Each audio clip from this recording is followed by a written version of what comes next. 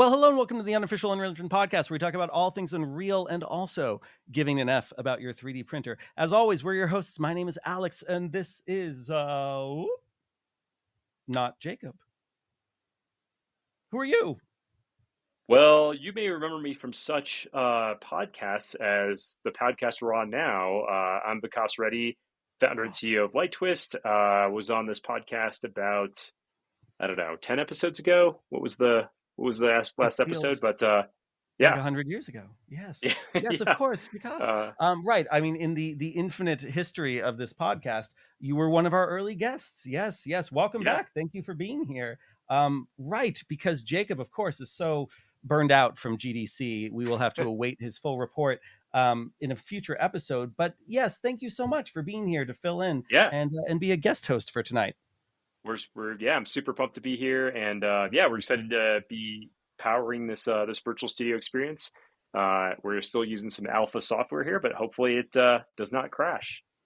I got to say, the interface of this new alpha software looks fantastic. It's really coming along, and it's been a joy and a pleasure to watch it develop over the past few months. Thanks. Yeah, appreciate it. Yeah, shout out to the Light Twist team that's been doing like crazy work to pull this off, and yeah, we've got a lot more to go, but it's getting there. Yeah. So I thought for today's episode, we could do kind of a deep dive into South by Southwest, and it might surprise some people to know that Unreal Engine had anything to do with South by Southwest, but we can go over that and maybe touch on just a smattering of GDC things before Jacob does a deeper dive into them when Yeah, he returns. Does that sound good? that sounds awesome. Yeah, maybe we'll Great. start with just highlight. We'll touch on some of the best, maybe some of the most interesting, let's call it Unreal or game engine related concepts or things that you saw at South by, because it seems like that's happening more and more at South by now. There's a lot more spatial computing, game engine stuff than it used to. Yeah, for those who don't know, South by, of course, started just as a music festival, and over the years they've added other tracks, and so now they have the interactive track, which includes a lot of XR content, which is pretty cool. And I do appreciate you saying just game engine related content, because if we tried to just do things that are Unreal Engine, I'm going to put my foot in my mouth, because there are quite a few experiences where I'm just not sure. I'm just not sure if it was made in Godot or what CryEngine or Unreal or Unity. So we'll just talk about the cool ones. Yeah, sounds awesome. So yeah, what were some of your favorites? Yeah, so let's start with one I saw by Amaze VR. If that company sounds familiar to people, it's because they got a lot of press for doing Megan Thee Stallion Enter the Hottieverse, which also toured across AMC theaters. And that was a combination experience of seeing stereoscopic 3D video inside of a CG Unreal Engine environment. And so they had a new experience at South by this year. I can't even remember the name of it, but it was a K-pop band, and it was bar none the best 3D video experience I've ever had in VR. I can't explain how sharp it was. Yeah, it sounds like so it was like a 360, not fully three. I mean, I haven't seen anyone do that yet, like a full 3D video kind of thing, but it was like a 360 stereo experience essentially. Yeah, and actually, I think one of the reasons they were able to crank the resolution so high was they actually kept it 180. They did kind of a clever effect where the edges of the video kind of like dissolved away as though they were being pulled away by a black hole, and then Hmm. everything in front of you in the 180 experience was incredibly sharp. And I think that was helped by the fact, well, a few things. I got to chat with the team afterwards, and they have a totally custom camera rig. I thought they were maybe using like the Canon fisheye dual lenses. Nope, not those. Something that I think they said starts at 18K, not for price, the resolution, and then they scale it down to something like 6 or 7K to be viewable in the Quest. But also the camera experience is always moving. And so sometimes you're very close to the performers and they look super sharp. Now, Vikas, what do you think tends to happen sometimes to people if they're being moved in VR against their will? Yeah, I mean, like I would expect to be throwing up basically because that's the Yeah. usual, like you get dragged around. So yeah, like did you throw up? No, I did not throw up. In fact, I couldn't believe how comfortable it was. And I saw a number of people go through this experience who said, usually I can't stand a 360 3 DOF video. 3 DOF, by the way, stands for 3 degrees of freedom. I know you know that. I want to make sure our audience knows that. And that just Yeah. means all you can do is rotate your head. You can't actually move around. And a lot of people who went through this experience said that felt totally comfortable to me, which seems completely against the grain of what wisdom Yeah. has taught us over these years, where if you're moving in VR and you're not controlling that movement, you are probably going to feel ill. So there's some kind of black magic going on in how they're moving the camera, and the fact that it feels totally comfortable and gives you this very dynamic music video experience on these live performers in a CG Unreal Engine environment. That sounds awesome. Yeah, I mean, I would. Yeah, and it was what headset was that on? It was on a MetaQuest, just a standard Quest 2. Yeah, and Nice. it felt really good. The experience, they did 2 music videos. They were both filmed in one take. There were no cuts. It was just one Wow. continuous movement. I understand they filmed it something like 5 or 6 times, but then they literally just picked the best one and composited it all together. And the performers are looking at you the whole time. You feel very, very seen. And Mm. I just found it incredibly compelling and engaging, and especially thinking about what the future of that might be with, making that live, for example. I know they've already cut down on their production time significantly. I think it only took them 2 weeks to go from having the raw video here to actually putting it inside their experience. And so I think the Megan Thee Stallion one was much longer, like 8 or 12 weeks. And if we keep following this trajectory, eventually I'm sure we'll get to the point where they'll be like, yeah, we can actually do this pretty much live. Maybe there's like 5 or 10 second delay, which is also like what Twitch does, and Vimeo. So that would be pretty cool. And then to have some kind of way to share that experience with other people. Because especially compared to something like, let's say, Horizon Venues, which I would not call a good video experience, or social one, sorry. This was just on a completely other plane of existence. Nice. That's awesome. Yeah. What else? What else caught your eye at South by? Yeah, I'm embarrassed that I don't have the names of these things offhand, and I'm too lazy tonight to actually pull up the titles of everything. There was an experience by Target 3D, who's a really wonderful production studio out of London. I've been to their studios before, and they were doing a live dance piece. They had literally, I know this was an Unreal Engine because they actually had the Unreal Engine editor pulled up, and it was a dual piece. It was 2 performers. The one there in Austin was had prosthetic limbs for her legs, and then was performing in this very amazing choreographed way with the other performer in London, who may have also had prosthetic limbs. It was a little hard to tell from the video, but they're basically doing a live dance choreography session across the pond. And the motion capture happening in Unreal, it wasn't just your standard, like, oh yes, now I'm going into different avatars. They actually had the avatars shifting into, like, now I'm a spider with too many limbs, and now I'm a blob Yeah. of jello. And you still understood that their movements were dictating what was happening in Unreal Engine the whole time, but it was a really playful and interesting experiment with both how you could choreograph something for non-traditional bodies, but also the fact that it was happening across these continents was also very, very cool. And there were a bunch of experiences at South by this year that I appreciated because they felt like they were going against the grain of what you would traditionally see, in terms of just like, hey, we're taking a narrative and making it VR because we can. There's a piece called Town Square that I know won some awards at Venice last year. This was like little animatics all around you, and you're watching like a couple thousand years of this civilization growing and dying all around you. And there's funny parts and tragic parts and horrifying parts. And it was all hand drawn. And the actual artist who made the piece was there the whole time, also sketching things out and putting them up on the wall. And yeah, that was a super, super cool team.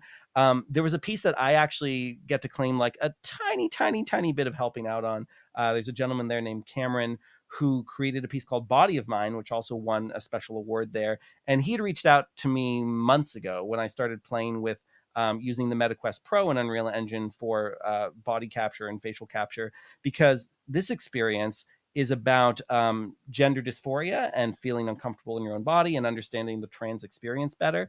And he was Hmm. basically saying over Twitter, like, hey, Alex, we're having some trouble here with like the motion capture and all that. Can you help us out? And I tried to give them some good pointers and tell them that I thought the experience they were building sounded phenomenal and I couldn't wait to Yeah. see it. So it was such a pleasure to get to meet Cameron and his team at South by and do the experience, which I appreciated so much for one major reason that jumped out at me is it really leaned into the uncanny valley of doing motion capture that isn't perfect. because this was set up with a bunch of Vive trackers and like a Vive Pro Eye and some eye tracking and all that. And Yeah. you're in a mirror the entire time. You're in an Unreal Engine environment. You're inside like a chest cavity, and you're looking at a mirror of yourself. And Oh, you're interesting. very aware the entire time that like that's not me. Not only is that not me, but also my arm and my legs don't quite move the way that mine do. And so it's a little unsettling and a little uncomfortable. And they really leaned into that. And I think it made the experience all the more effective for like, oh, this is what it feels like to be uncomfortable in my own body.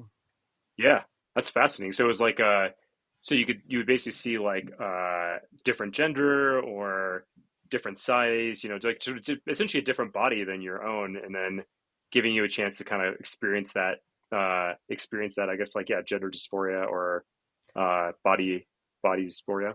I'm not sure if I'm Yeah, using that yeah. term properly, but yeah, I know, and I always confuse the words yeah, dysphoria and dysmorphia, which is that's right. also Yeah, different. dysmorphia maybe. Yeah, Yeah. that's Um, fascinating.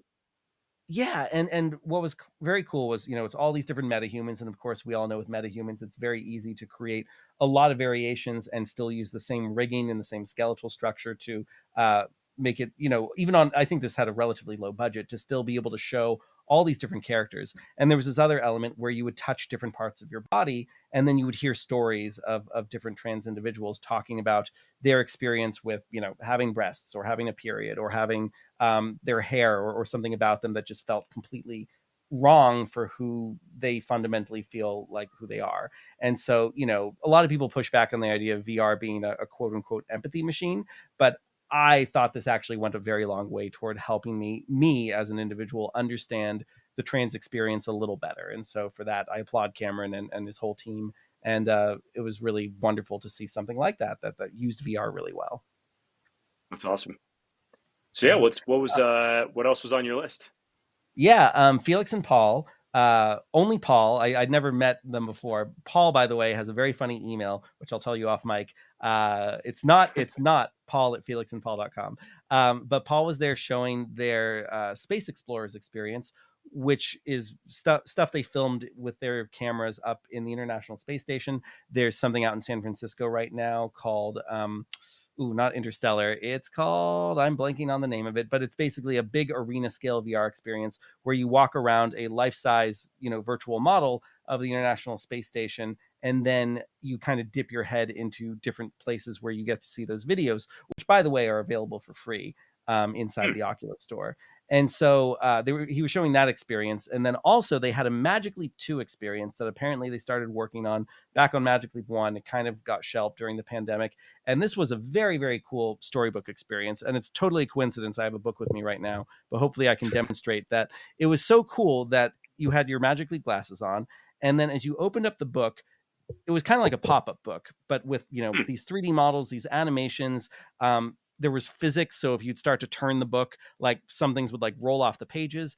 And I also really appreciated that from a docent perspective, it'd be very easy to know how much longer someone has in the experience, because not only can you see like what page they're on, but also it's useful because you can do the experience at your own pace.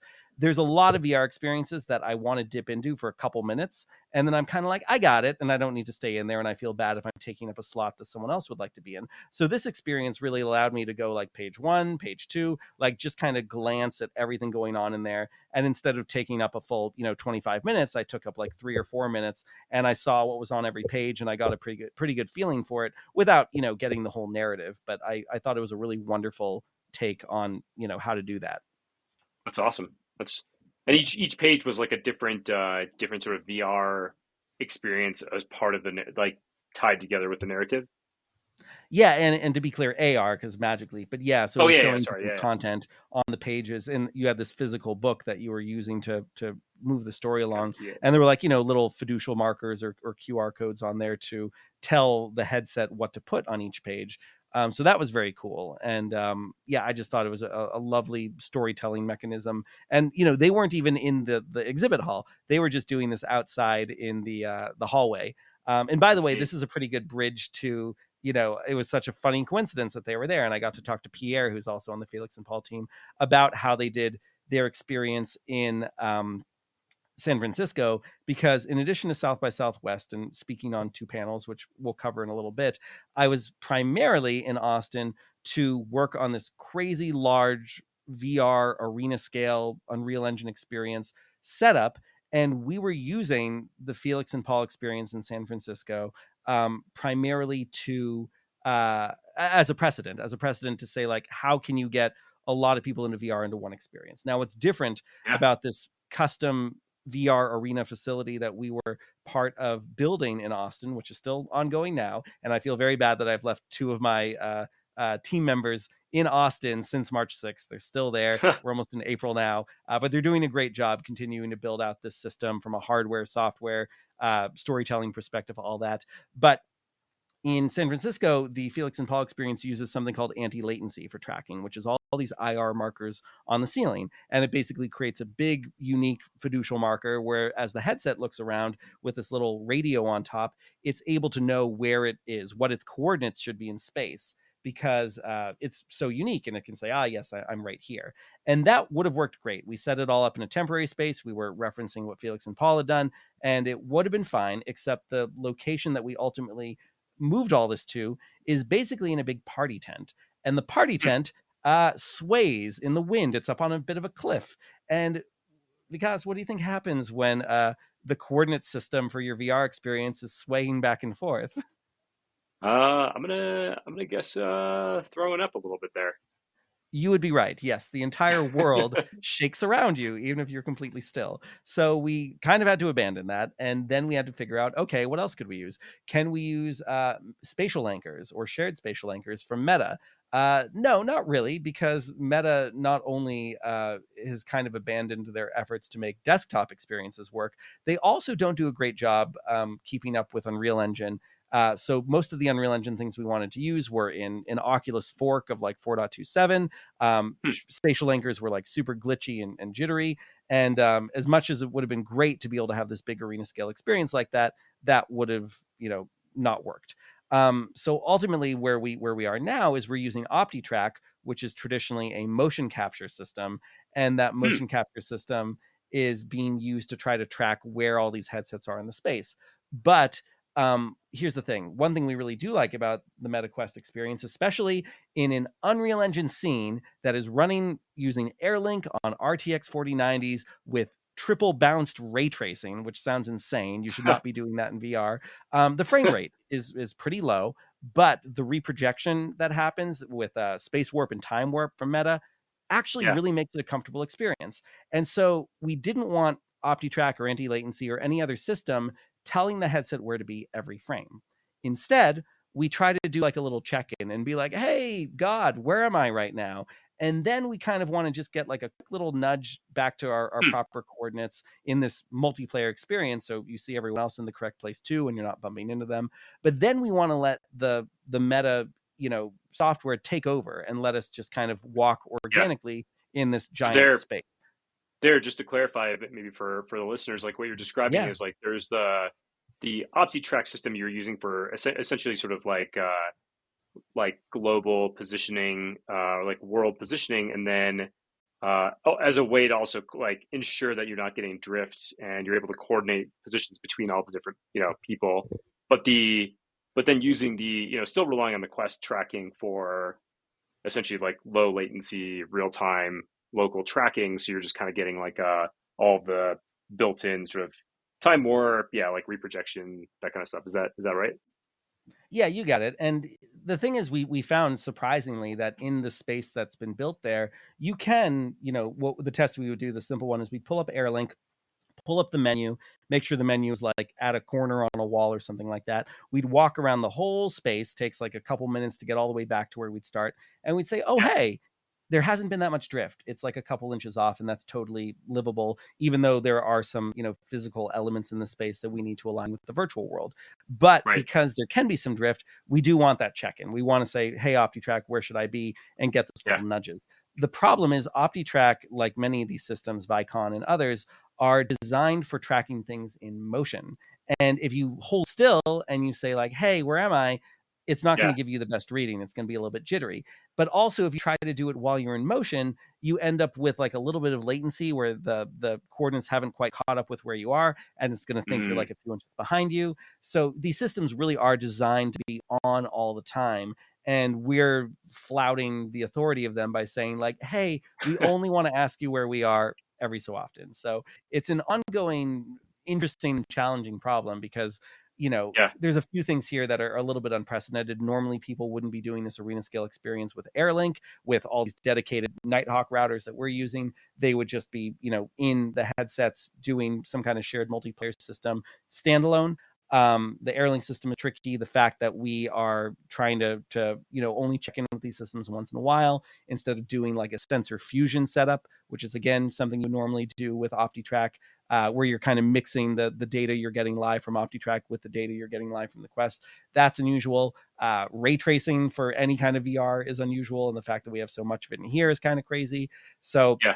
I bring all this up first of all because it's an Unreal Engine project and has some interesting challenges, but also like you're going to ask me like, hey, tell me more things you saw at South by Southwest. And we're Yeah. almost done. Like we're almost done with the actual things that I saw at South by, because I did spend so much time in Austin for the 10 days I was there on Wow. site, 10 days. working on everything over there. Because we arrived in Austin a few days early, March 6th, and then South by didn't start till March 10th. And the original thought was like, we'll be done before South by, and then we can all go off and just enjoy South by Southwest. And best laid plans of mice and men. I still have two team members who were there a month later, cranking things out and This trying to is, get from 98% done to 99% done to 100% yeah. done.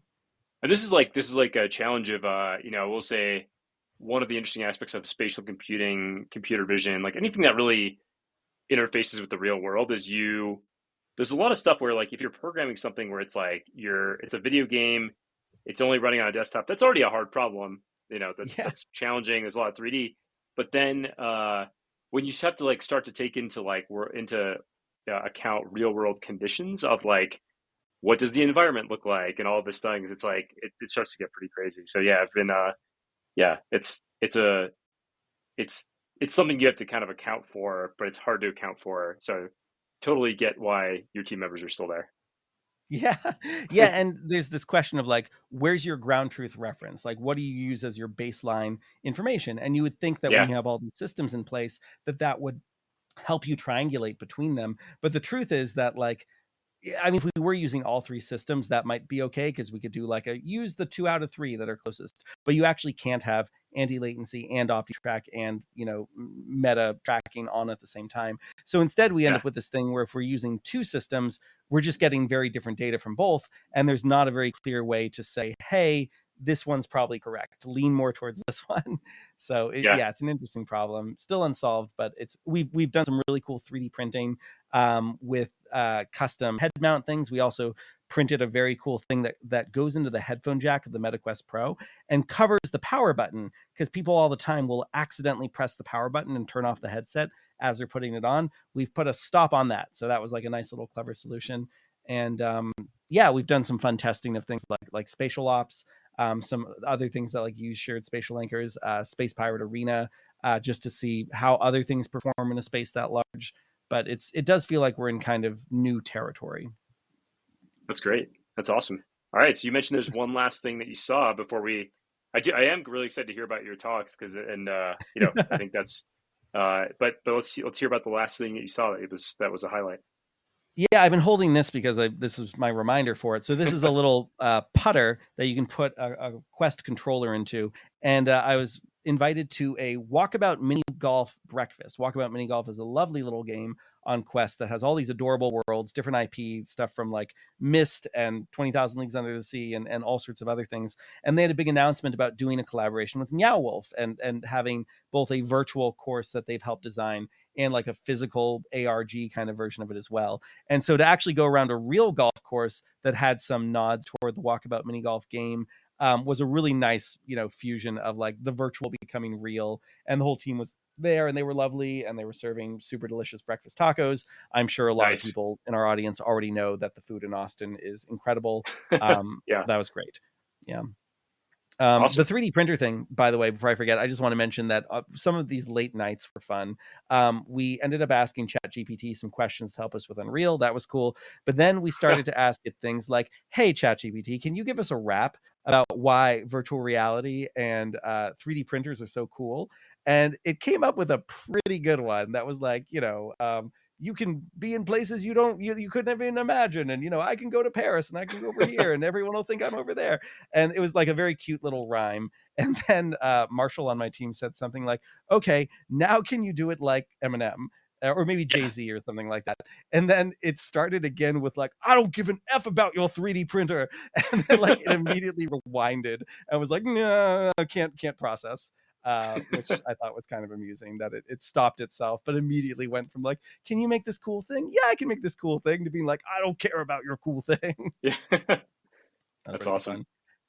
Yeah.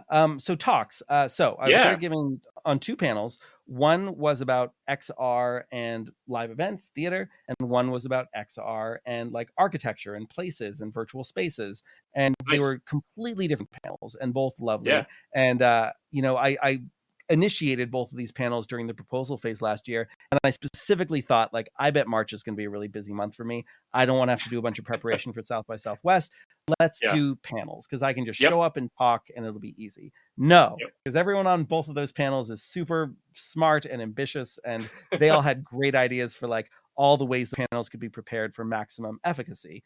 The first one, the theater one, was on the XR track. This was with Emmy Schwab and Stephanie Riggs and Louise Lascelles, and we covered this wide gambit about what is live, what is liveness in a virtual experience, in a real Hmm. experience, what happens when you merge them, what makes an AR experience compelling versus a VR experience. And we had Yeah. this whole thing planned out with Emmy as well, pretending that they couldn't attend the show and doing a quote unquote pre-recorded video saying, hey, here's the prompts I just wanted to give, and then actually showing up and being actually live. And then there were technical difficulties that made it so we couldn't play the video. So then Emmy was like off stage pretending that they weren't actually there, but still doing kind of a similar thing. And it all kind of worked because, again, the whole discussion was like how theater and live events, it's a tight wire act. And part of the fun of it is if things do go wrong, how do people respond to it going wrong, both the audience and the performers? And Yeah. it was a very, very cool discussion where we had like some slides and hit on particular points about case studies that we had worked on, case studies from other cool folks like Jules Jobin. I was talking about their piece, La Comédie Virtuelle, that I saw virtually in Venice a few years ago, and that was just a very cool, wide ranging discussion about compelling Yeah. virtual performances. Yeah. And like, were there anything like were there any highlights where you were like from that where you're like, wow, it's a really interesting way. Obviously you've been in the space for a long time with having you, and so like, were there any like nuggets that came out of that where you're like, wow, it's a really interesting way to think about live performance in this like XR world? Yeah. What were some of the sort of nuggets of insight or wisdom?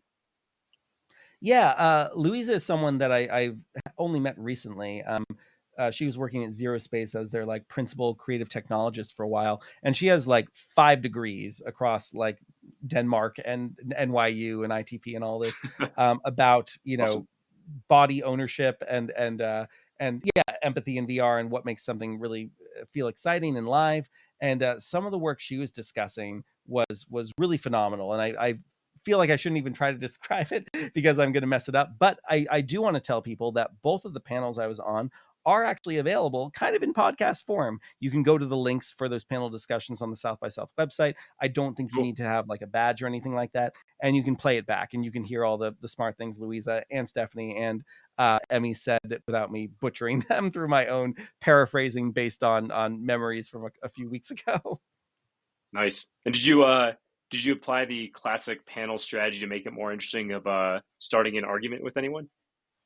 It's funny. Both of my panel groups, we talked so much about how it's so boring when everyone agrees with each other on the same thing. So yes, Yeah. we did intentionally try to set up moments of conflict, and Yeah. this question of like, is this really live, lent Yeah. itself very naturally to me, for example, talking about doing the Orchard, this piece with Mikhail Baryshnikov we did last summer, and how so much of the things that people saw in the Unreal Engine experience were not live. They were pre-recorded, but there was still a Yeah. sense of liveness because everyone was experiencing it at the same time. There was co-presence. And yes, we tried to position certain discussions like that where someone could say like, well, here's the reasons that's not live. And one of us could say, well, here's the reasons it is. And I thought it was a very healthy, respectful debate. Yeah. Yeah. Full disclosure, we did rehearse. And so I think we had some idea of what the other person was going to say. It was a bit of a performance, but I think it went off very well.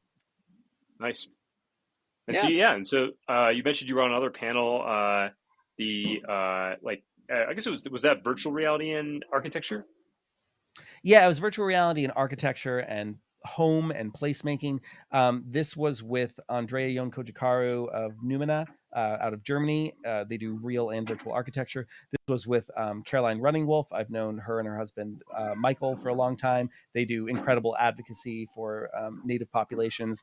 And then Jessica Outlaw, who I've actually studied for years because she's done these amazing studies on virtual spaces and the psychology of architecture and things like how people feel very similarly in virtual spaces as real spaces. And there's certain cues you can take from that when you design virtual spaces, but there's of course things you want to take advantage of when you're not bound by the laws of physics inside these virtual spaces. And I'll be honest, I'll reveal something here. The main reason I kicked off this panel discussion was I'm friends with Jessica and we've hung out before, and I'm friends with Andrea. We hung out in London. And then I found out when Andrea and I were both speaking in London that her and Jessica, very good friends in totally different time zones, and they'd never gotten to meet each other. And I thought, boy, wouldn't it be nice if I could like find a way to like allow them to meet each other?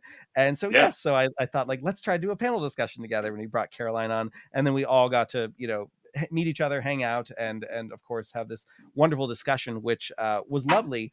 Also, we ended up opening the panel discussion with a land acknowledgement, which was incredible and really powerful. And I've never been physically present for those. Like usually for land acknowledgments, I hear that kind of thing like on a podcast or something like that. And Yeah. the performance and the statement that kicked off our whole panel was really powerful. And I think it set the tone for a much more, I'm going to say, somber and serious discussion about real and virtual places and what makes them meaningful compared to the theater one, which was a little bit more lighthearted and playful. And the way that we set this up, by the way, again, I had to do some homework. We all had two images that we brought with us. We brought an image of a real place that was meaningful to us and a virtual place that was meaningful for us. And for the virtual place, for example, Jessica has spent a lot of time in alt space, and so she gave this beautiful and kind of heartbreaking, obituary for alt space closing down, because that happened like that Oh morning yeah, that's right. before our Yeah. panel. So that was very, very effective. And great questions from the audience. And I was very impressed by how deep that discussion got, especially on this question of like, can a virtual space that you've designed in Unreal Engine, for example, be as meaningful to you Hmm. as an actual physical space, which is very interesting because like Yeah, that's interesting. what are we in right now? Yeah, yeah, that's right. Yeah, I mean We're in a it bit is of a interesting. virtual Like Unreal space. Yeah. yeah, that is interesting because yeah, just, there's some things that obviously, at least with current technology, you can't get like you can't touch, you can't sort of you can't spend too much time in it. Like there's some sort of it's an interesting trade off. Yeah, that's a really interesting question because I'm sort of thinking about it now and I'm like, well, on the one hand, there's things you just can't do yet. Maybe we'll get there with VR in a virtual sort of space, but on the flip side, there are things you can do in a virtual space in a way that's not really like you said, bound by the laws of physics. Like you could do sort of some of the things that inspire awe or wonder. You could play on nostalgia in a certain way that like maybe it's not possible with like a physical space. But yeah, that's really interesting. I'm curious. Yeah, what were people's thoughts there? Like, what were the sort of like arguments around that topic? Yeah, I mean, it was just a really healthy debate about, and I say us on the panel, but then also everyone outside who spoke for a long time with us afterwards about what are the guidelines? What are the guidelines for making a space compelling? Um, Yeah. when should you make something feel familiar? We talked a lot about things like cognitive load for Hmm. how hard it is to actually like process something that feels completely new. If you just shoot someone into a virtual world and it's totally abstract space, or let's do the polar opposite. You're suddenly just in the middle of like a dance club and there's 1,000 people around you. Yeah. Jessica, I'll steal a line from her in one of her blogs where she said it's so weird when people just drop you into the middle of a social environment, and then you have to get your bearings and figure out what the rules are and where the people are. And like the closest thing to that in the real world is if you've been like kidnapped and then someone pulls the bag off your head and you're suddenly like in a warehouse and you're trying to process all that. So like it's Yeah. kind of like that Or you're doing whenever some someone spawns you really there. Yeah. or you're doing some really awesome slash terrible drugs, I guess. Yeah, you're just like, oh, Right. Either I one. just Yeah. woke up. Off It's a drugs or rave. terrible drugs. Yeah. Oh, amazing. Yeah. Yeah. And so, yeah, just the discussions about the thing that interests me the most is like, when should we be designing spaces that take full advantage of what you can do in the digital medium entirely Yeah. virtually? And when do you want something to feel familiar and remind people of home or childhood or other spaces they've been to, or, actually a real digital twin of a place that people will never actually get to visit, but now you're providing that service of letting them see that. Because I think there's a good analogy to be made here with like film and the fact that in the early days of film, we didn't have the cinematography language yet for cuts and wide shots and close-ups and montage and all that. And so, there was a certain way to just watch a film a lot of times in a single long take. Shout out again to something like Amaze VR, which can do that very, very well. But Yeah. then over time, we did start to learn the literacy of that cinematic language, and now we can watch a movie like Mad Max Fury Road, for example, and we can understand it pretty well, even though there's 1,000 things happening in all these cuts. Versus if you were to show someone from 1910 Mad Max Fury Road, they would be very confused, and not just because of the subject matter of the movie, but just because they wouldn't know how to deal with understanding all those cuts. And so I think with something like virtual spaces and virtual architecture, and honestly, I'll tie this back to like virtual theater and virtual live events. Right now, we need to give people these anchors of the familiar so that it makes sense to them. Yeah. But over time, I want to believe we can venture more and more into the things that are only possible in these virtual Yeah. environments, and really, do some really outlandish things that actually will get to that point where there's not much cognitive load to that and people can just Yeah. jump right in and experience it and have a great time.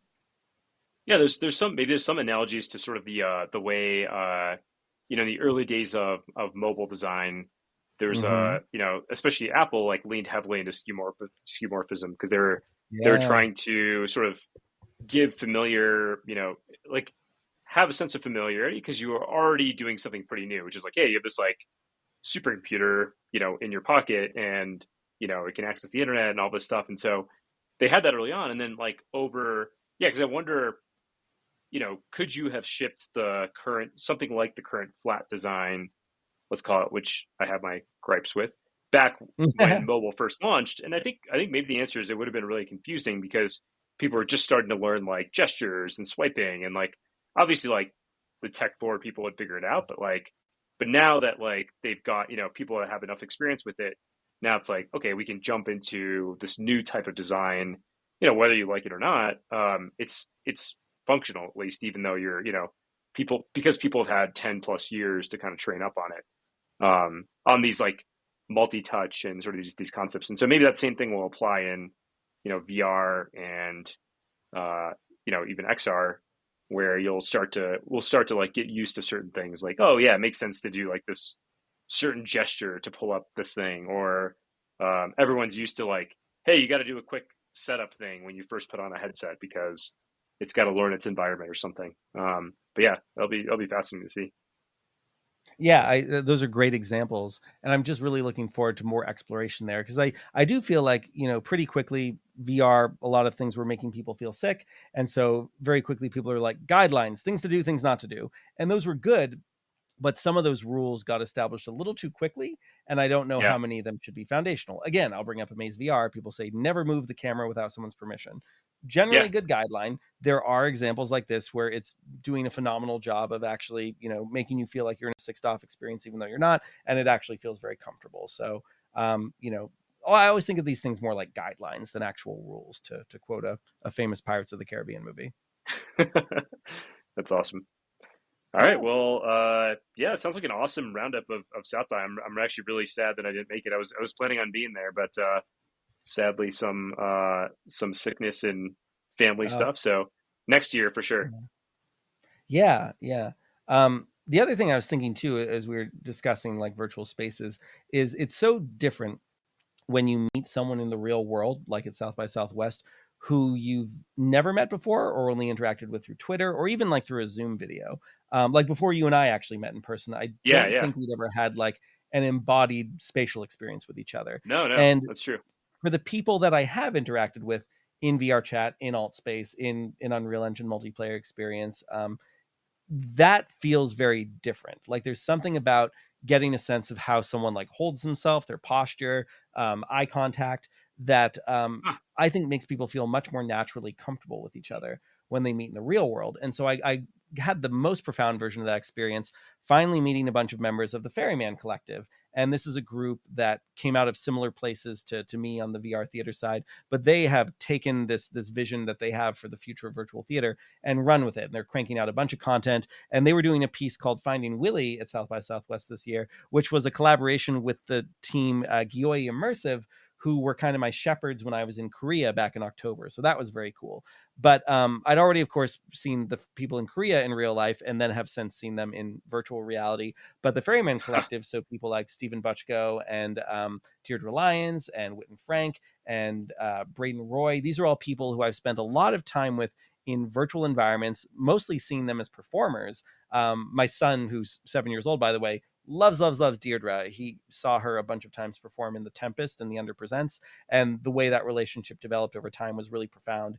And so just to be able to like meet her, for example, in person and like thank her face to face for like what an impact she's had on my oldest child was really cool. And the experience they were doing there was also really neat. It was in VR chat, but something I'm learning, and I found this talking to a few people who had any kind of live experience going there, is that there is a profound need for anyone who's trying to do live events or theatrical events or even concerts to a certain degree to have an easy to use platform, some kind of easy way to actually create these shows.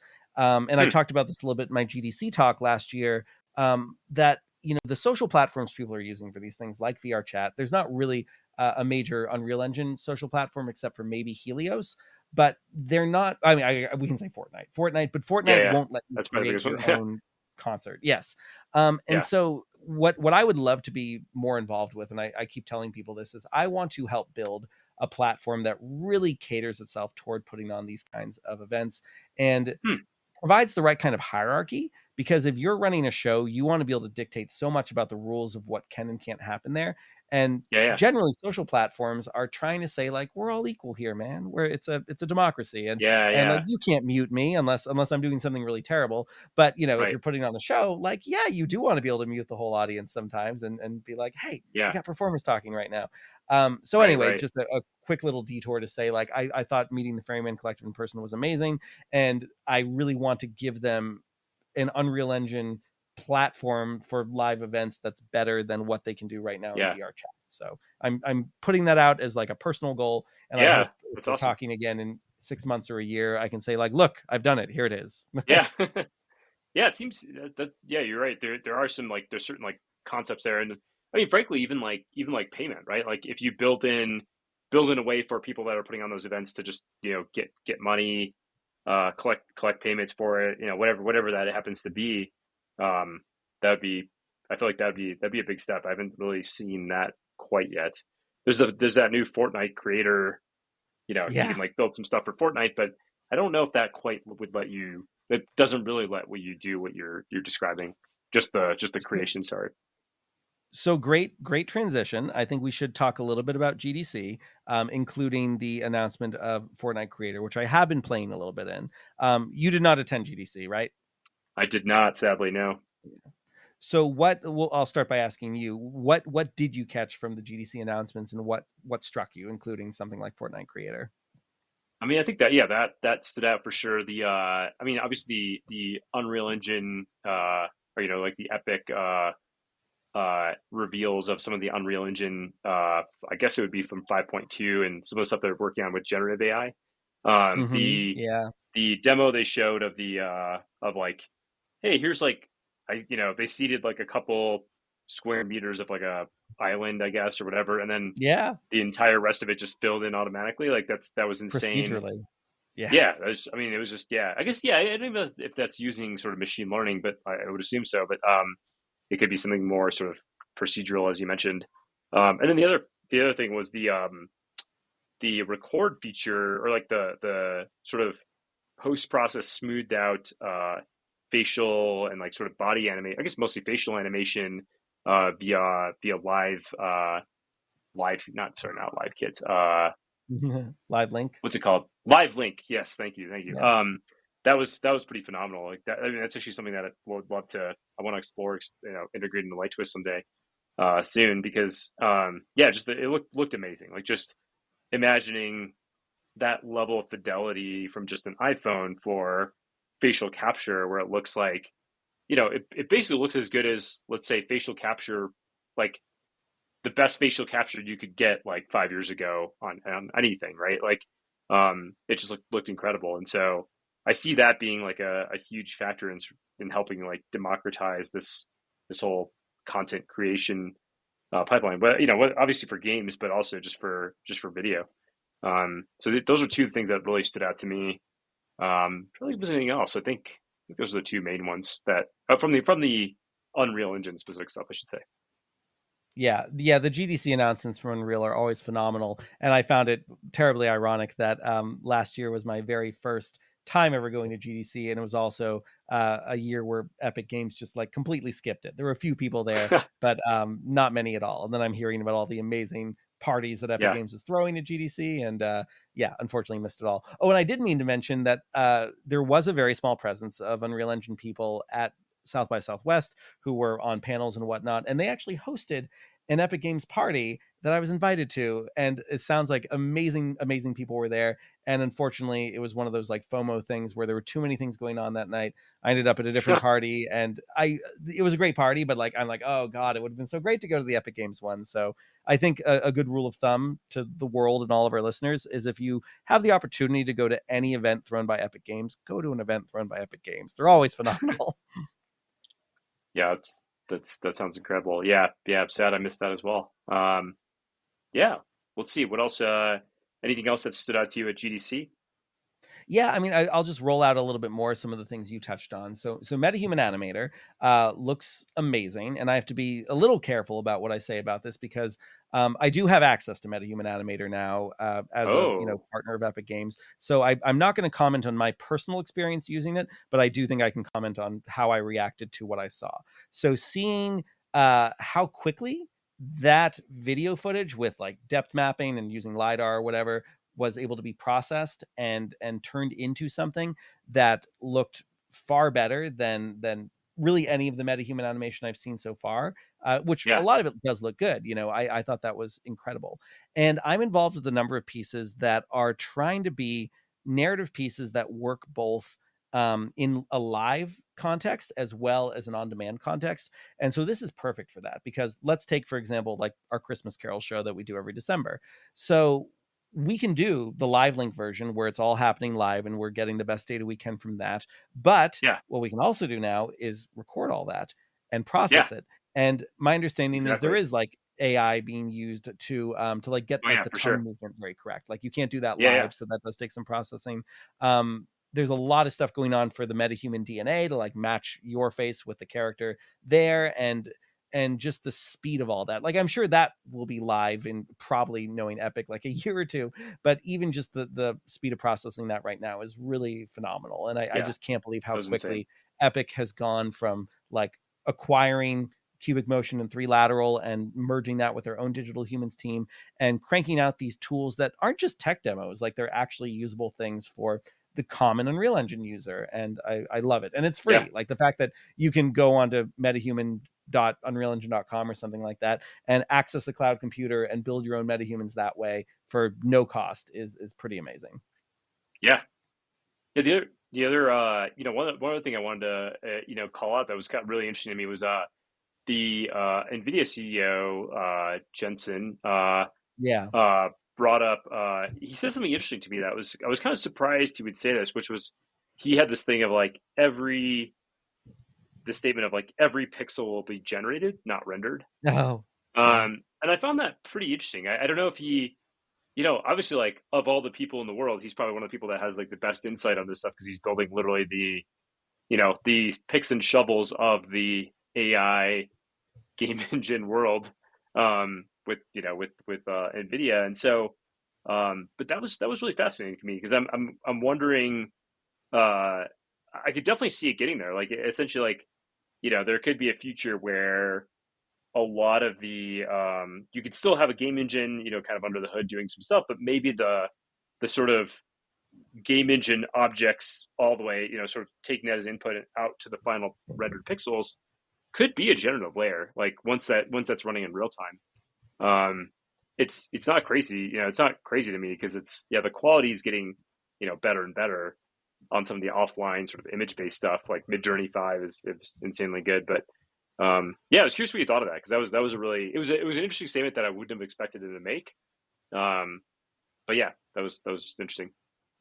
Yeah, I mean, NVIDIA is such an interesting company for a lot of reasons. Like, I think all the time about how they are actively trying to like help Unreal and Unity, and then also kind of compete with them in certain ways with their own like fork of Yeah, Unreal Engine and their own, Omniverse stuff. But also, like what you're bringing up, it just reminds you that NVIDIA kind of gets to play both sides of this battle because their yeah, graphics cards and their technology and their software kind of powers whoever wins this, like they're still yeah, going to come out ahead, which is kind of fascinating. And so in some cases, like they might put some of their other departments out of business, yeah, which yeah, I'm sure there has to be precedent for that. Like, God, can you think of like yeah. sometime Apple Apple or Apple does someone? that. Yeah, Yeah, yeah, yeah, yeah, for sure. I mean, they're cannibalizing their older products for sure. And yeah, I think I guess in their case, they don't care as long as it's if on the one side people are using CUDA, on the other side they're using DLS, like different drivers for yeah.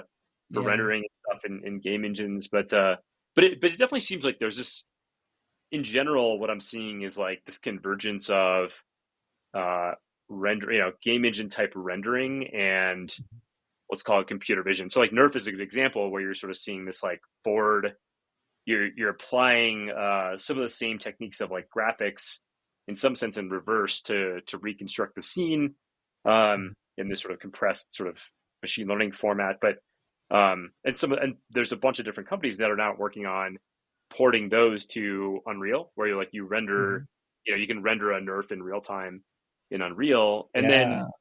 and the same thing's happening with like I could see the same thing kind of happening with generative AI as well, where you start to build these like there's this really interesting efforts around control nets, combining that with things like stable diffusion. So that's something that we're exploring at Light Twist is what are some different ways you can use a game engine to kind of control something like these generative AI rendering systems essentially. And so yeah, I'm just really interested to see how these things come together. Like how do things like Nerf get integrated into game engines and Unreal specifically, obviously, and then same with generative stuff because I have to imagine Epic's thinking about it too.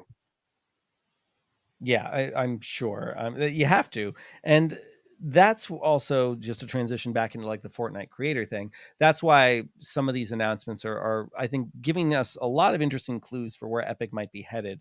Yeah, Fab was a really exciting announcement. So for those who yeah, don't yeah. know, this Shout is out to like a Albin. new Yeah, marketplace. Yeah, exactly. Shout out Albin. I did a WebXR hackathon at the old Sketchfab offices years ago before they were acquired by nice, Epic.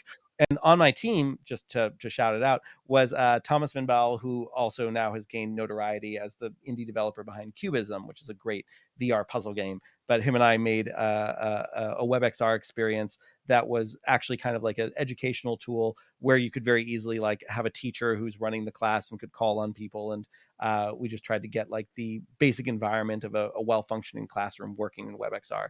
Anyways, Sketchfab, uh, Bridge from Quixel, the Unreal Engine Marketplace, unifying all these things into like one place, including like yeah, the ability to purchase assets, the ability to preview assets, the ability to drag and drop them directly into Unreal or the Unreal Engine Fortnite editor is really exciting just in terms of the ease of use here. And my benchmark for all this stuff is always like, what does this enable my kids to do?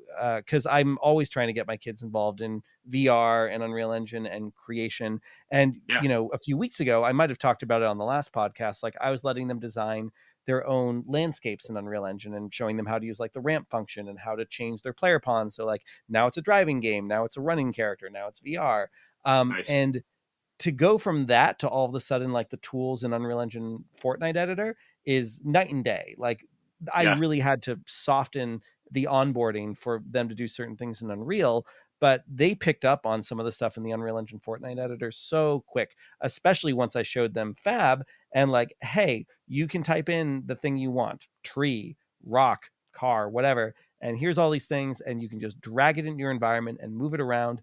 And then when we got to that point where it's like, cool, kids, you've made this volcano island that has like helicopters and cars and guards and all these random 3D assets you got from the internet.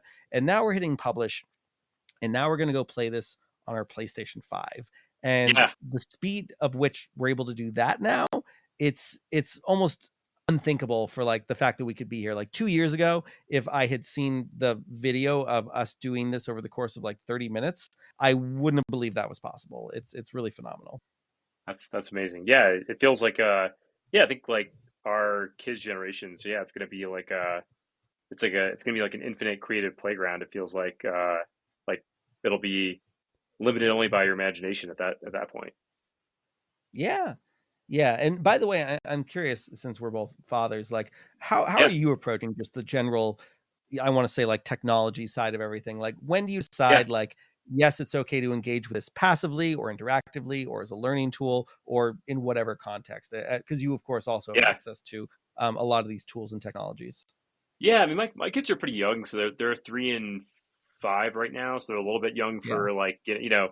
So yeah, we've generally tried to limit them on like TV and screen time in general, so they don't really have their own devices or anything like that yet. But yeah, I mean, it's something I've thought about. Like, I'm like, okay, at what point do we start to do that? I'm trying to steer them more into creative things, and so like yeah, I've had my oldest and youngest even like help me with like just play around with some like generative AI stuff. So I'll be like, hey, let's type in Oh, some prompts cool. for Mid Journey or for Dolly 2, and just kind of like just kind of exploring there. But it's still early. Yeah, I think I'll probably yeah. Unfortunately, I don't have any great advice there yet. Maybe in a couple years. Yeah, I mean, the thing I always find myself thinking about is just how normal this is going to feel to our kids in a way where it's still kind of baffling to Yeah, us. yeah, The example I go to a lot is like our phones, I think, are going to seem so strange to especially the generation that comes, in the next 20 years. And yeah, maybe Apple will be a big part of this. I just heard that they like may or may not actually be releasing their headset or announcing their headset in June. Maybe it's pushed back for the upteenth time. But of yeah, course, this notion that like if you got your iPhone, if you're walking down the street and there's a restaurant and you're like, oh hey, I wonder what that restaurant is, like maybe it's closed down and there's no menu on the door, so you like Google the restaurant and you're pulling up the menu and you're looking at reviews and you're yeah, doing all that on this tiny little screen in front of you. But of course, it's inevitable that pretty soon that will all be spatial. It'll all be contextual. You'll be able to yeah, walk down a street with some kind of AR glasses on. And if those glasses know that you want to see restaurant reviews and price and things like that, you'll see it yeah, popping up on top of the facades of these different buildings. And so yeah, a couple generations from now, the idea that we had to like look at this little black mirror in our hands to get that contextual information, that's going to yeah, seem really crazy. And it's just interesting to yeah. try to view the world through our kids' eyes that way. Yeah, and I think even like the one sort of way there's this one concept of like things that super rich people do just kind of get like commoditized and gotten get to a place where like regular people can access them often. And so in some ways like I kind of think this if you think about like billionaires, they've got like personal assistants, right? And so Yep. they're not walking down the street, even if they had an AR headset like looking at reviews, they've got like they're like, hey, here's the one restaurant you should go to, right? And so Yeah, I that's see right. something like that where it's like Mm.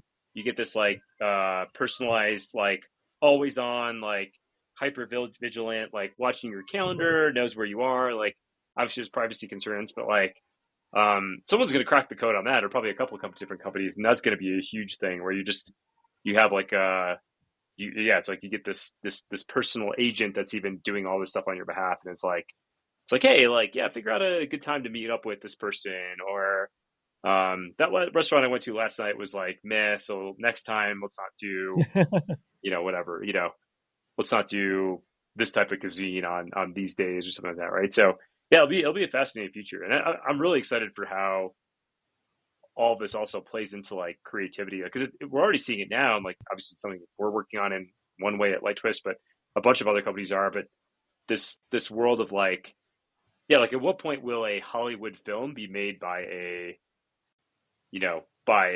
a person in their basement, right? Like how, or at least like when will it be the equivalent sort of level of quality where you're like, okay, you made this video, you made this movie, it cost you, you know, $1,000, and it's like on par with the highest budget movie ever of 10 years ago, right? Um, Yeah. and I see a pretty clear shot to how like in the next 10 years, maybe probably five or less, maybe I'm even underestimating it. Could you make Jurassic Park with you know for under $1,000? Like probably. Sure. Well, I don't have any particular shout outs this week besides the Yeah, South by Southwest stuff, but yeah, Corridor Crew is really a YouTube channel everyone should be taking a look at because yeah, they're yeah, doing those kinds of experiments. I think one of the ones they did was literally let's try to recreate one of the scenes from Jurassic Park, like using, whatever off the shelf tools we can grab. I think they used Unreal Engine for that. yeah, So, that kind of stuff combined with, yeah, exactly like Chat GPT and the AI tools we have now. And also just like, I want to say the people side of this is important too, because it's not that people or kids are smarter now. They just have access to so many more resources than they did before. So anyone yeah, can find the right YouTube videos or resources to become a really talented VFX artist. And you yeah, compound that with all these, AI assisting systems and software pieces out there. And like just what people can do is really mind blowing. And I'm constantly baffled by the creativity whenever I get to like be a guest critic for universities at the end of the semester, there's always at least one student where I'm like, "You're like 19 years old. How did you do this?" yeah, And I like that. I like that feeling of constantly being about to be obsolete. yeah, yeah, yeah. No, it's great. It's an interesting field. Yeah, it's an interesting time. It's like these are, yeah. I kind of consider the my sort of prediction is 2020 to 2050 is hardcore cyberpunk era, and then hopefully we get to Star Sure. Trek after that. But we're gonna have to go through Utopia. some slight dystopia utopia battles, I think, in the next 30 years probably. Yeah, yeah. Hopefully we'll be on the right side of Yeah, that. yeah.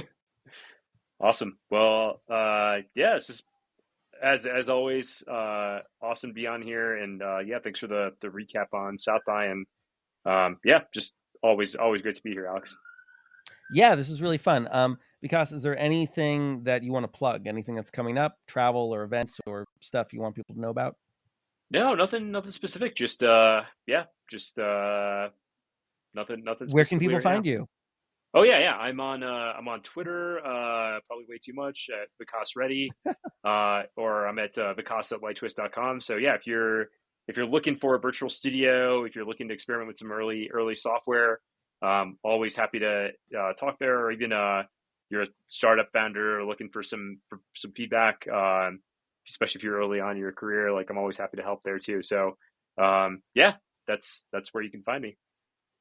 Yeah, Vikas has a huge wealth of knowledge, and I would encourage anyone who wants to take him up on that offer. Please do it, and you'll be better for it. I'm going to plug one thing that I didn't talk about it because it's not Unreal. It actually is a Unity project, but we flew right from Austin to Tennessee to film in 360 video and capture with depth kit volumetrically an incredible live show called La Pasión Segundo San Marco, which is like kind of the Christ story as told from St. Mark's perspective. You don't need to be religious at all to appreciate how powerful this piece is. There's like a Latin fusion music thing going on, and the percussion is incredible. The dancing is incredible. There's a capoeira dancer who we captured with Move AI, just using an iPhone and a couple Android devices. We did all these scans with Polycam and things like that. We captured this live event that only a couple hundred people actually saw live. We captured the dress rehearsal, 2 shows, and then a patch session where we could be like right up on stage, right up close to some of the performers. We also did digital scans of the performers, again, using things like Polycam and Luma AI. And now it is our responsibility to take this piece, which is done. These performers will never be together again, and turn this into something that the rest of the world can appreciate. And we want it to be accessible. We want there to be a VR version. We want like a WebGL version, a YouTube version. And I feel profoundly responsible now for honoring what legitimately is one of the most powerful live performances I've seen in my life. That's awesome. Congrats. Yeah, congrats on that. It sounds like an amazing thing. So I'll keep an eye out for that. Yeah, that's all my plug is, like, keep an eye out for that. I think we'll have at least like a trailer coming up soon, and yeah, just shout out to the Gateway Chamber Orchestra and everyone who helped make this happen. And the only reason I'm lucky enough to be involved with it is I helped them secure a Google grant, and so as part of the Google grant, it's like they're doing the live show, and then they want to expand the audiences and do all these other things. So this stuff is really exciting, and I will say, because this is the Unreal Engine podcast, if Unreal Engine starts to have better volumetric capture capabilities, that is Mm, going to allow us to do more of this kind of stuff inside of Unreal Engine. So maybe we'll see some progress there soon. awesome. Cool. Okay. Thanks again, Vikas. This was a lot of fun. Yeah, Thanks as always to our producer, Alan Scott, who's making all the bells and whistles and knobs work behind the scenes. And we hope everyone enjoyed this, and we'll see you next time. Maybe I won't be here, but Jacob will be here. We'll start mixing it up more. We yeah, can do whatever we want with this show. It's going to be a good time. I'm going to put on my Jacob hat for a moment and remind you to like and subscribe, comment, download us on whatever platforms you can, share it with your friends, and there we go. Jacob's much better at plugging the show than I am. Hoorah. So thanks, everyone. Have a good night. thank Bye-bye. you.